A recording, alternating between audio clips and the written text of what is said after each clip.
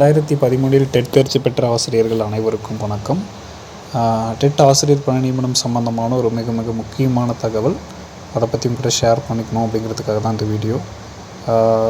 பள்ளி கல்வித்துறை அமைச்சர் அன்பில் மகேஷ் பொய்யாமொழி அவர்கள் நேற்று ஒரு விழாவில் கலந்துக்கிட்டதுக்கப்புறம் பார்த்தோன்னா சில முக்கியமான விஷயங்களையும் சொல்லியிருக்காரு. அதே மாதிரி ஆசிரியர் சங்கங்களோட சந்திப்பிற்கும் அனுமதி கொடுத்துருக்கிறாரு. சரிங்களா?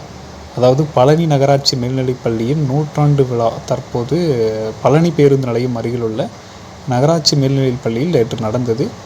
இந்த விழாவில் மாண்புமிகு பள்ளி கல்வித்துறை அமைச்சர் அன்பில் மகேஷ் பொய்யாமொழி அவர்கள் கலந்து கொண்டு உரையெல்லாம் ஆற்றி, அதுக்கப்புறம் பார்த்தோன்னா அவர் கூடவே பார்த்திங்கன்னா உணவு மற்றும் நுகர்பொருள் வழங்கல் துறை அமைச்சர் சக்கரபாணி அவர்களும் சிறப்பு விருந்தினராக கலந்து கொண்டு இருக்காங்க. இந்த விழாவில் பள்ளி கல்வித்துறை அமைச்சர் அன்பில் மகேஷ் பொய்யாமொழி அவங்க தான் பேசியிருக்காங்க. இந்நிகழ்விலோட நிறைவில் ஆசிரியர் சங்கங்களின் கோரிக்கை, அதாவது 2013 அதுக்கப்புறம் 2017 வரையும் டெட் தேர்ச்சி பெற்ற ஆசிரியர் சங்கங்களினுடைய பல்வேறு வகையான கோரிக்கைகளை அவர் கேட்டிருக்காரு, மனுக்கள் வாங்கியிருக்காரு. அதே மாதிரி அவர்களை சந்திப்பதற்கான அனுமதியும் பார்த்தோன்னா வழங்கியிருக்காரு.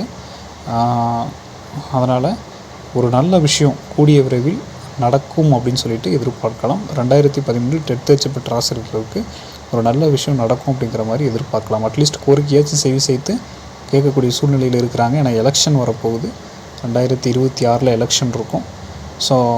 இந்த சூழ்நிலையை பயன்படுத்தி ஆசிரியர்களும் சந்திக்க முடிவு பண்ணியிருக்காங்க.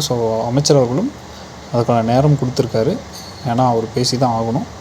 அதனால் பார்ப்போம், நல்ல விஷயங்கள் நடக்கிறதுக்கு வாய்ப்பு இருக்குது. என்ன நடக்கும் அப்படிங்கிறத பொறுத்திருந்து பார்த்தோம்னா தான் தெரியும். மேலும் இந்த மாதிரியான டிஆர்பி மற்றும் பள்ளிக்கல்வித்துறை சார்ந்த உடனடி தகவல்கள் மற்றும் அப்டேட்டுகள் தெரிஞ்சுக்கணும்னா மறக்காம சேனலை சப்ஸ்கிரைப் பண்ணி பக்கத்தில் இருக்கிற பெல் ஐக்கானை கிளிக் பண்ணிக்கோங்க. அப்போ தான் இந்த வீடியோ மிஸ் பண்ணாமல் பார்க்க முடியும். நன்றி.